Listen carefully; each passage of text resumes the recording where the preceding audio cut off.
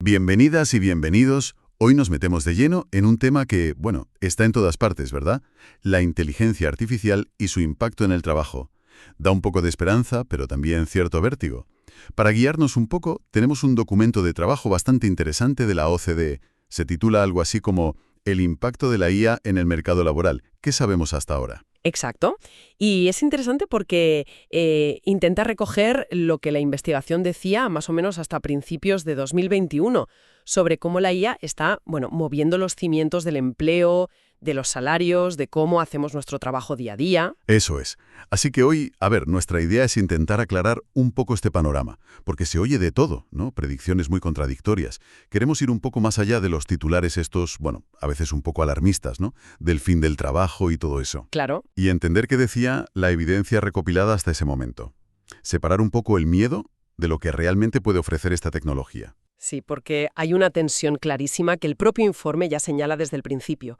Por un lado, está ese miedo, ¿no?, casi existencial, a que nos quedemos todos sin trabajo. Ajá. Y por otro, la promesa de que la IA puede potenciar lo que hacemos, incluso mejorar la calidad de nuestro trabajo. Es una ambigüedad constante. Totalmente. Vale, pues entremos en materia. A ver, ¿qué tiene esta IA de diferente? ¿Es solo otra ola tecnológica más? Como cuando llegaron los ordenadores, Internet. ¿O hay algo distinto? Es una buena pregunta. A menudo se la compara, y el informe lo hace, con las tecnologías de propósito general, las TPG. Las TPG, sí. Piensan en la electricidad o la informática misma. Tecnologías que no solo cambiaron un sector, sino que transformaron, bueno, toda la economía, la sociedad. La IA tiene ese potencial, ese alcance transversal, pero claro, añade un ingrediente que genera más debate. ¿Cuál? Su capacidad de aprender, de mejorar por sí misma. Y eso, claro, dispara tanto el optimismo como la ansiedad. La ansiedad sobre su impacto en el empleo, sobre todo.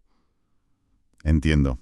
O sea que mucha de esa ansiedad viene de verla como una herramienta de automatización, ¿no? Eso es. La idea de que ahora puede hacer cosas que pensábamos que eran solo nuestras, incluso tareas complejas. Exactamente.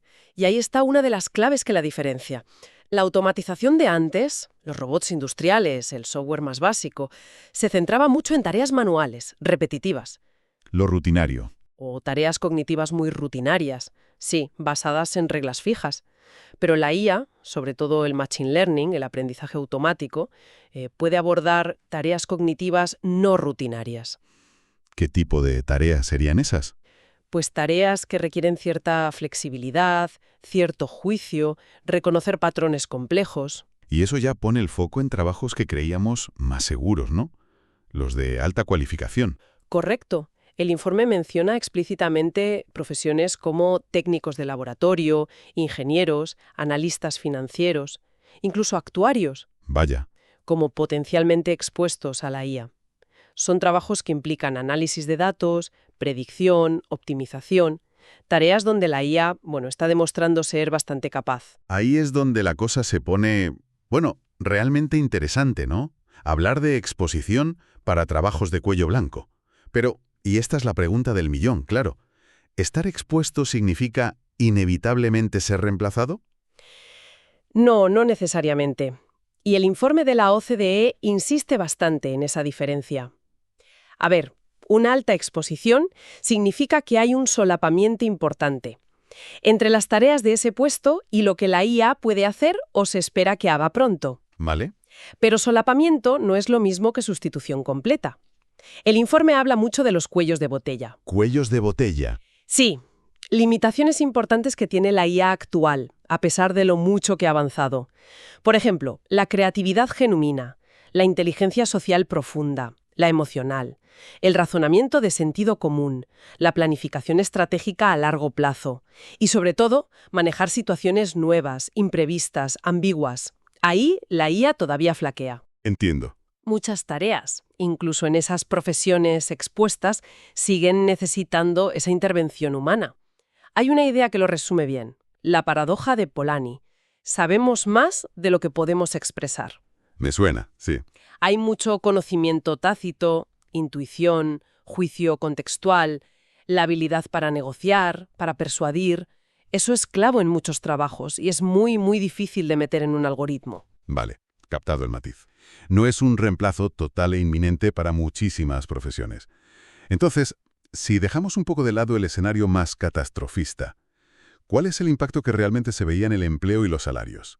Según la evidencia que recogió la OCDE hasta 2021, digo. Porque el informe parece cauto, ¿no? No da cifras alarmantes. Exacto, es cauto. Y lo es porque, en teoría, el impacto es ambiguo. Hay fuerzas que tiran para lados opuestos. Por un lado está el efecto desplazamiento, el que más preocupa, claro. La IA automatiza tareas y eso podría reducir la necesidad de trabajadores para esas tareas y presionar los salarios a la baja. Es lo más intuitivo. El miedo principal, sí. Pero la teoría económica también dice que hay fuerzas compensatorias que pueden contrarrestar eso. ¿Cómo cuáles? Pues primero, el efecto productividad. Si la IA hace a las empresas más eficientes, pueden bajar precios, aumentar la producción, y eso impulsa la demanda en general y puede crear empleo en otros sitios. Vale. Segundo, el efecto acumulación de capital. Más automatización suele implicar más inversión en tecnología, y ese capital necesita gente para diseñarlo, fabricarlo, mantenerlo y a menudo trabajar con él. Tiene sentido. No es solo automatizar más cosas, sino usar la IA para hacer lo ya automatizado de forma mucho más productiva. Eso puede generar riqueza sin quitar más gente necesariamente. Ujú. Y hay un cuarto efecto que el informe considera crucial, el efecto de reinstauración. Reinstauración. Sí, se refiere a la creación de tareas completamente nuevas, tareas que antes no existían y que surgen gracias a la tecnología. Y estas tareas suelen necesitar habilidades humanas que complementen a la IA. O sea que al final, si sube o baja el empleo o los salarios, depende de qué fuerza pese más en cada momento, en cada sector. Es como un tira y afloja. Exactamente. Vale, esa es la teoría. Pero, ¿qué decía la evidencia empírica? ¿Los datos reales que revisa el documento, de la década de 2010 más o menos? Pues aquí viene uno de los puntos más llamativos del informe. Y quizá un poco contraintuitivo, ¿no?, con todo lo que se oye. La evidencia empírica que revisaron, sobre todo datos de Estados Unidos hasta 2018-2019, no mostraba una caída generalizada del empleo ni de los salarios que se pudiera atribuir directamente a la IA, al menos hasta ese momento. Ostras, eso sí que choca, ¿eh? Con muchos titulares. No se veía ese apocalipsis laboral en las cifras generales. No en las cifras agregadas, no. Y ni siquiera un efecto negativo. O incluso positivo. Pues fíjate que algunos estudios encontraban una correlación positiva. Positiva. Sí, entre la exposición a ciertas aplicaciones de IA, como las patentes en una industria o región, y el crecimiento de los salarios. Pero ojo, y este es un matiz clave. A ver. Este efecto positivo parecía concentrarse sobre todo en los trabajadores que ya tenían salarios más altos y mayor nivel educativo. Ah, vale. Eso sugiere que, al menos en esa primera fase, lo que estaba pasando no era tanto el reemplazo puro y duro, sino más bien la complementariedad. Justo. Que la IA estaba funcionando más como una herramienta que ayudaba a ciertos trabajadores, los más cualificados, a ser mejores, más productivos, y por eso mejoraban sus salarios. ¿Va por ahí? Va exactamente por ahí. Los datos hasta ese momento apuntaban más a ese escenario. La IA complementando habilidades, permitiendo hacer mejor el trabajo o enfocarse en tareas de más valor. Ya. Pero claro, esto inmediatamente enciende una alarma, la de la desigualdad. Claro. Si la IA beneficia sobre todo a los que ya están mejor posicionados, por estudios, por tipo de trabajo, pues podría estar agrandando la brecha salarial, la brecha de oportunidades. El informe lo señala como un riesgo evidente. Entendido. Y la incertidumbre general se veía también en las encuestas a empresas que cita el informe. Tenían opiniones muy divididas sobre qué impacto creían que iba a tener en sus plantillas. Nadie lo tenía del todo claro. Lógico. Entonces, si la historia principal no es, o no era hasta 2021, la desaparición masiva de empleos, sino esta complementariedad, quizá desigual, y una transformación, ¿cómo cambian los trabajos? En la práctica, el informe habla mucho de reorganizar tareas dentro de los puestos. Sí, ese es un punto central del análisis de la OCDE, y probablemente una forma más útil de verlo. En vez de obsesionarnos con qué profesiones van a desaparecer del todo, que algunas lo harán, como siempre ha pasado, es más útil fijarse en cómo cambian las tareas dentro de los trabajos que ya existen. Ajá. La IA tiende a asumir tareas más predecibles, más rutinarias, o las que implican procesar muchísima información estructurada. ¿Y el tiempo que dedicábamos a eso? ¿Qué pasa con él? Pues se libera. Y los humanos podemos reenfocarnos en otras tareas donde seguimos teniendo ventaja. Las que requieren interacción social compleja, empatía, creatividad, pensamiento crítico, resolver problemas nuevos, juicio ético. Las habilidades humanas que decías antes. Esas mismas, las que son cuellos de botella para la IA. El informe pone un ejemplo muy bueno con los analistas bursátiles. A ver. Antes dedicaban un montón de tiempo a recopilar datos, analizarlos, hacer predicciones. Ahora, gran parte de ese trabajo de análisis predictivo lo puede hacer la IA. Vale. ¿Y entonces el analista desaparece? No necesariamente. Su rol se transforma. Ahora puede dedicar más tiempo a hablar con directivos para sacar información cualitativa, esa información blanda, a interpretar lo que dice el algoritmo en un contexto más amplio, económico, político, a entender qué necesita cada cliente, a construir confianza. El valor se desplaza hacia lo más humano. Entiendo el cambio de rol. Y más allá de reorganizar lo que ya se hacía, se estaban viendo también esas tareas completamente nuevas que mencionabas, el efecto reinstauración. Sí, se empiezan a ver, aunque quizá todavía no a la escala necesaria para compensar del todo cualquier desplazamiento que haya. Por un lado, surgen roles muy ligados a la propia IA, gente que entrena los modelos, que valida los resultados, que los supervisa para que no haya sesgos. El famoso humano en el bucle. Exacto, el human in the loop. O gente que explica cómo funcionan los sistemas, los explainers. O que se asegura de que se usen bien, de forma ética, los sustainers. Vale, roles nuevos directamente relacionados. Y por otro lado, la IA puede hacer posibles servicios o industrias nuevas. El informe menciona la auditoría algorítmica, un campo que podría crecer dedicado a verificar que los sistemas de IA sean justos, transparentes. Interesante. Pero, y esto es importante, el informe advierte de algo. ¿De qué? Para que los beneficios de la IA lleguen a la mayoría, no solo a unos pocos, es clave que la tecnología no solo cree empleos de bajo valor para servir a las máquinas, como etiquetar datos, sino que facilite la creación de nuevas tareas de alta productividad y bien pagadas para los humanos. Que no seamos solo asistentes de la IA. Ahí está el valor. Todo esto nos lleva directos a las competencias. Si cambian las tareas, tienen que cambiar las habilidades que necesitamos. ¿Hablamos solo de que ahora todo el mundo tiene que aprender a programar? Bueno, las habilidades técnicas relacionadas con la IA, programación, ciencia de datos, ingeniería de IA, están muy demandadas, eso sin duda. Y los estudios que revisa el informe muestran que se pagan bien, tienen una prima salarial.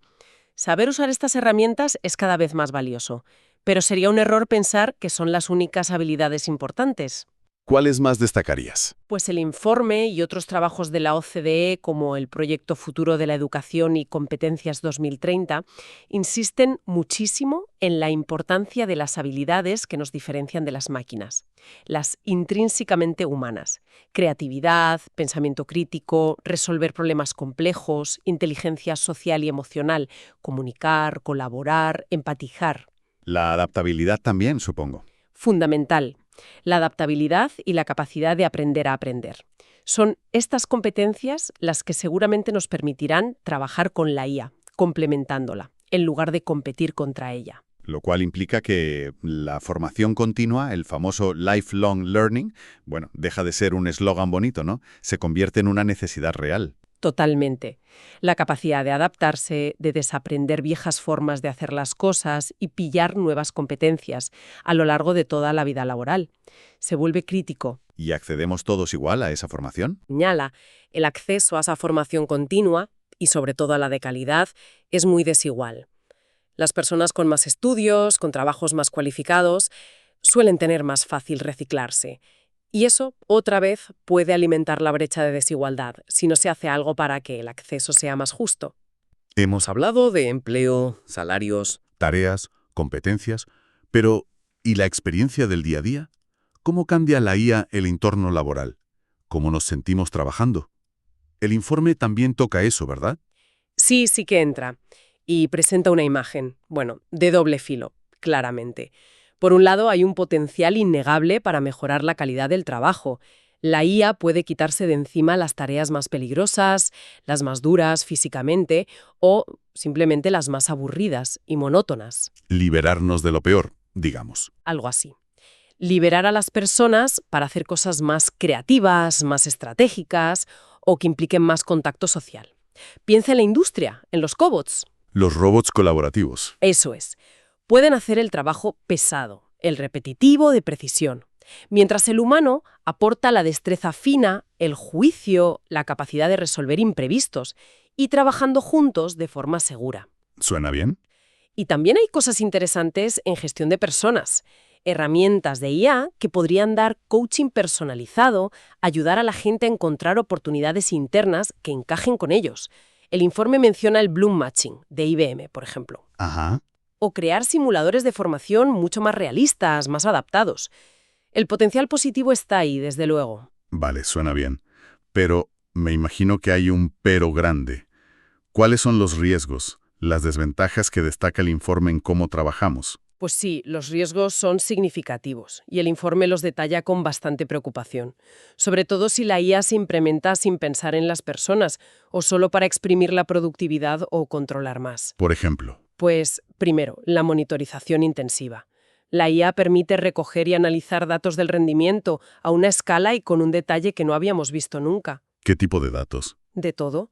El informe menciona wearables que rastrean movimientos, incluso constantes vitales, sistemas de análisis de vídeo en tiempo real en fábricas o almacenes que miden cada gesto, citan el caso de Dristi, o análisis del tono de voz en call centers.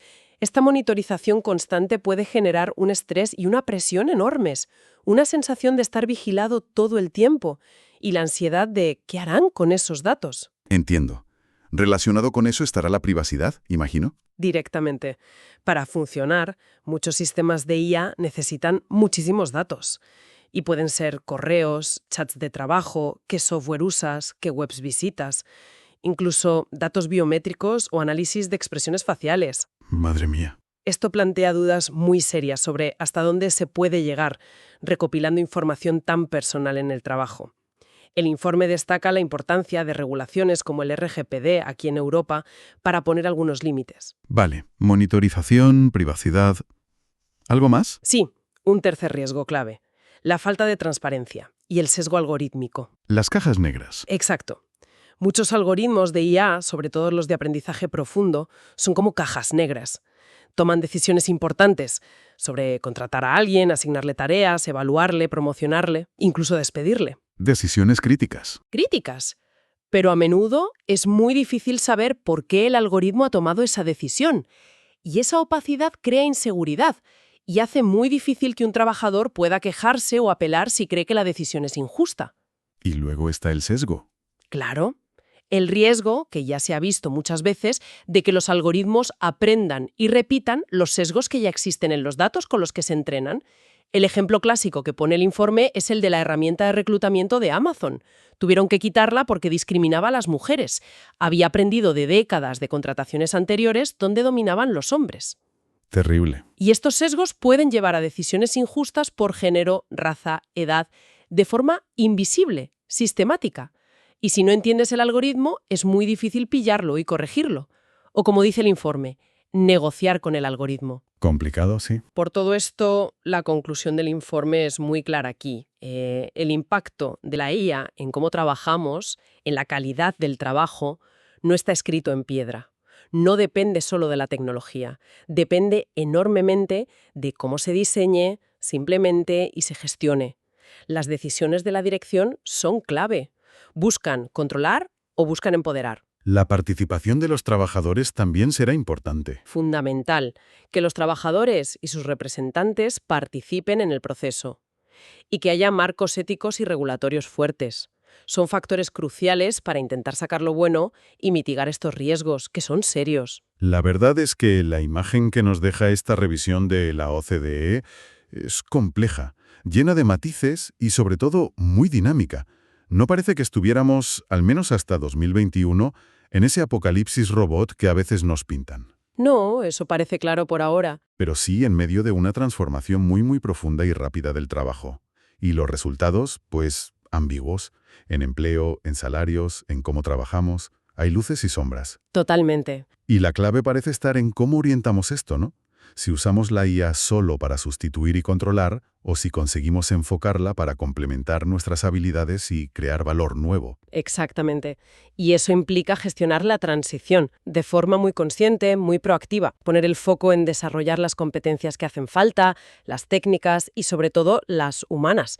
Afrontar el riesgo de que la IA aumente la desigualdad, buscando cómo repartir los beneficios de forma más justa. Y asegurar que se use bien en el trabajo. Fundamentalmente. Asegurar que la IA en el trabajo se implemente de forma ética, transparente, respetando los derechos, la dignidad de las personas. Quedan muchas preguntas abiertas, como dice el informe, que necesitan más investigación, sobre todo para entender mejor cómo afectan las distintas formas de implementar la IA y qué políticas funcionan mejor para guiar todo esto. Y nos deja una reflexión final que a mí me parece muy potente para darle vueltas. ¿Cuál? El informe menciona de pasada una idea de economistas como Korinek y Stiglitz sobre la posibilidad de intervenir activamente para dirigir el rumbo del desarrollo tecnológico. Plantean si podríamos, no sé, con incentivos públicos, con regulación, fomentar que se desarrolle una IA que esté más orientada a aumentar las capacidades humanas, a crear esas nuevas tareas de alto valor que decías. En lugar de simplemente sustituir trabajo. Exacto. Es posible guiar la innovación hacia un futuro laboral más centrado en el ser humano. Ahí queda la pregunta, flotando. Alpha Teach, conectamos tu negocio al futuro.